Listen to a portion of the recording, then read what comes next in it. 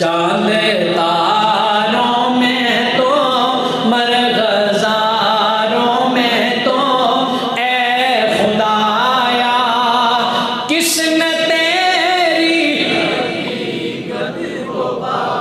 और या इलाही ये क्या माजरा है, तायरों में भी तेरी सना है, दम में तेरा करो सजदा तुझको करो ए खुदाया किसने तेरी और तूने पत्थर में कीड़े को पाला, खुश्क मिट्टी से सब्जा निकाला।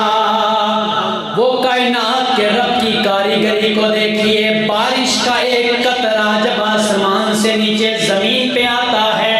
अगर वही कतरा बकरी के मुंह में से होता हुआ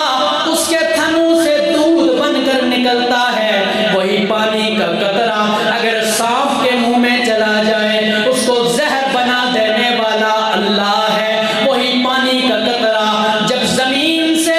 आम की जड़ों से होता हुआ उसके तने से होता हुआ शाखों में जाता है, शाखों से होता हुआ आम के फल में जाता है, अल्लाह रब्बुल जलाल उसे रस बना देता है। अल्लाह रब्बुल जलाल उसे रस बना देता है। ये रब्बुल जलाल की कुदरत है। दम में तेरा करो सजदा तुझको करो ए खुदाया किसने तेरी और तेरे जलवे आया